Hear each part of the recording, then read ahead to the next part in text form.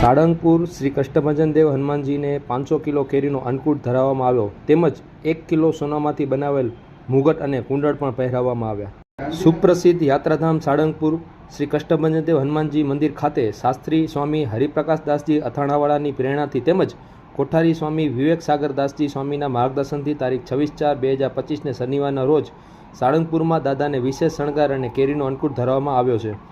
આજે શ્રી કષ્ટભંજન દેવ હનુમાનજી દાદાને પ્યોર સિલ્કના જરદોશના વર્કવાળા ફૂલોની ડિઝાઇનવાળા વાઘા પહેરાવવામાં આવ્યા છે તેમજ ગુલાબ સેવંતીના મિક્સ ફૂલોની દિવ્ય શણગાર એવં કેરીનો અન્નકૂટ ધરાવવામાં આવ્યો હતો।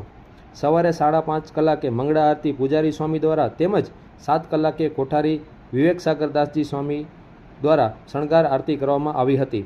મંદિર પરિસરમાં આવેલ યજ્ઞશાળામાં મારુતિ યજ્ઞનું આયોજન કરાયું હતું। આજે અનેક ભક્તોએ દર્શનનો લાભ લઈ ધન્યતાનો અનુભવ કર્યો હતો। પૂજારી સ્વામીએ જણાવ્યું હતું કે આજે શનિવાર નિમિત્તે શ્રી કષ્ટભંજન હનુમાનજી મંદિર દેવ અમદાવાદથી 500 કિલો કેરીનો અન્નકૂટ ધરાવ્યો છે।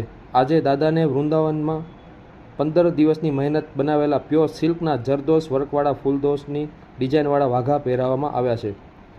દાદાના સિંહાસનને ફૂલોનો શણગાર કરાયો છે જે વડોદરાથી મંગાવવામાં આવ્યો છે।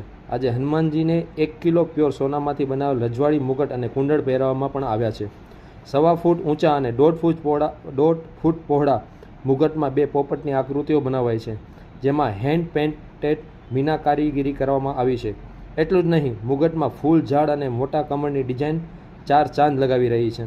તો 350 કેરેટ લેબ્રોન ડાયમંડથી જડતર કરાયેલા મુગટ બનાવતા 18 કારીગરોને 3 મહિનાનો સમય લાગ્યો હતો। રિપોર્ટર ચિંતન વાગડિયા, બરવાડા।